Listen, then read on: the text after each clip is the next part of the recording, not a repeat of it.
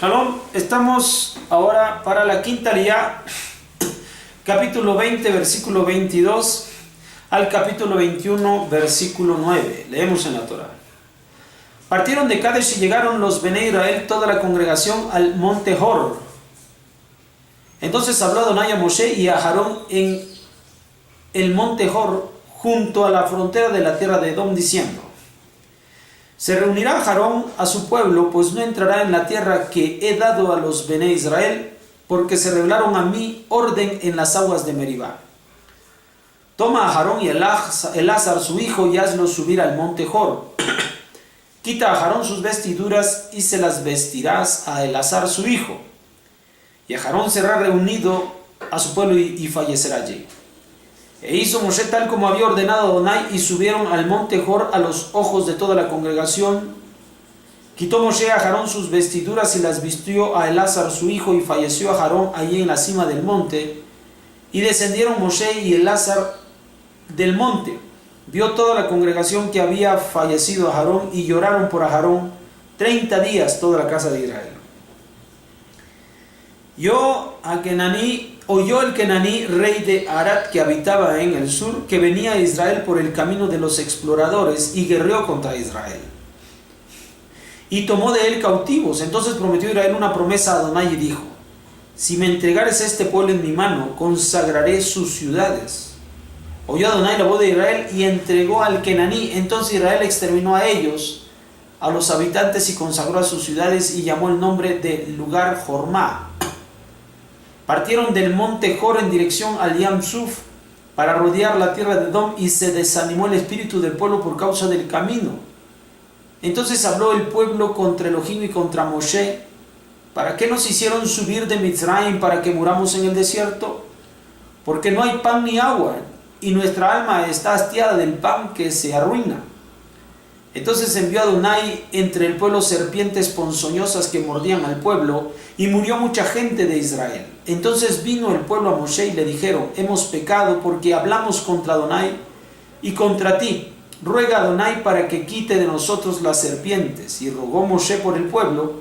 Dijo Adonai a Moshe: haz para ti una serpiente y colócala sobre un asta, y sucederá que todo el que fuere mordido cuando la mirare vivirá.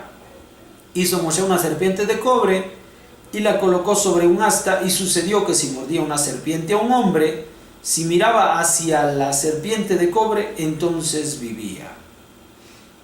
Esta es la Aliyá 5. ¿Y qué es lo que nos hace saber? Bien, cuenta sobre el hecho de el nuevo investido para el sacerdocio, el sumo sacerdocio, va a ser Elazar HaKohen. En esta sección ya muere Miriam, ya ha muerto Miriam, y ahora está anunciándose la partida de Aarón. Él va a morir. En el monte Hor se va a hacer duelo por él, pero previamente se hace la investidura de Elazar HaKohen. Va a quedar como el Kohen Gadol, porque esta autoridad va a ser solamente para la descendencia de Aarón, y esto ocurrió desde aquí. Ahora, de inmediato se va a suscitar un pleito en el pueblo de Israel, una guerra. Van a pelear contra Arad, van a luchar y vencer. Sin embargo, van a venir contra los Kenanim, y luego van a ser derrotados. Empezaron a hablar contra Akadosh Baruj Hu. Akadosh Baruj Hu los castigó con animales ponzoñosos para que vinieran a hacerlos sufrir. El pueblo se queja una vez más. Akadosh Baruj Hu le pide a Moshe que levante una estatua de una serpiente, para que si al mirarla alguno es mordido por una serpiente, entonces viva. Recuerden que estamos en la Parashat Hukat, la cual habla de decretos, ciertos decretos y de conceptos que todavía el ser humano no alcanza a desarrollar. Este es el caso de la serpiente de cobre que estaba en el desierto, que fue levantada por Moshe. Todo este tipo de cosas vamos a tratar de explicar un poco. Bueno, la naturaleza del individuo, después de que han recibido de Hashem tantos bienes, después de lo que hemos platicado, Ahora resulta que el pueblo de Israel vuelve a manifestar este doble ánimo en el cual, esta doble cara con la cual se presenta ante Hashem. Esto es de la naturaleza humana. No, recuerde que Israel ejemplifica a toda la humanidad y cada hombre procede de esta forma. Esto es lo que hay que superar. Entonces, si estoy bien, si estoy contento, estoy con HaKadosh Baruj Hu. Pero si estoy triste, echo la culpa en todo HaKadosh Baruj Hu. Siempre estoy buscando culpables, nunca el culpable soy yo.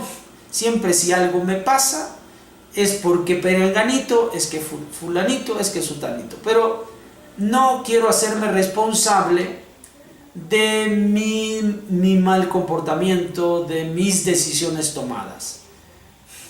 Cada uno debe de aprender que contra esa naturaleza es con la que debe de luchar. Caso contrario, de dejarse llevar de un lado para otro, el sufrimiento lo va a llevar a experimentar mayor sufrimiento en lugar de aprendizaje. Entonces, encima de esto, ya sufriendo,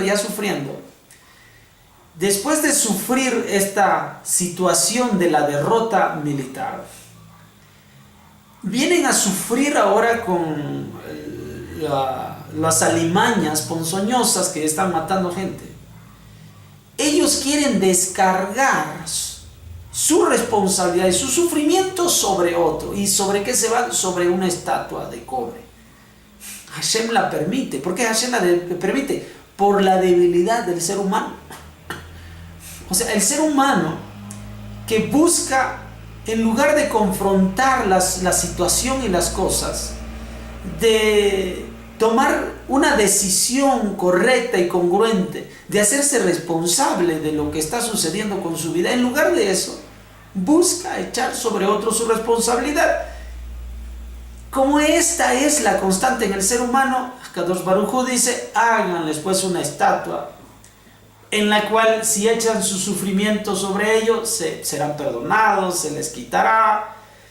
Esto de mirar la estatua no habla sino de la debilidad del ser humano, de la debilidad del pueblo que no se ha desarrollado. Y esto pasa con las personas débiles. Veníamos hablando de esto en la anterior aliyá, sobre la debilidad de Edom, que el cristianismo tiene cuando se fija del judío. Ahora, pero el judío, en lugar de mirarse de esta forma, permite y se mira de forma contraria. Y hace mucho caso de su debilidad, se deja llevar y no se fortalece.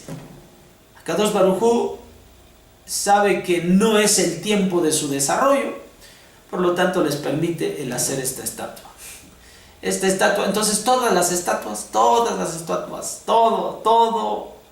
toda cosa que nosotros usemos para echar sobre eso nuestras cargas, aun cuando parezcan ser muy santas, no sé, hay muchos ejemplos, hay personas siendo judías que dicen que tal amuleto, que dicen que la conjunción de letras del hebreo, que dicen un montón, que dicen por aquí, que dicen por allá. Eso es un síntoma de la debilidad espiritual en la cual se encuentran.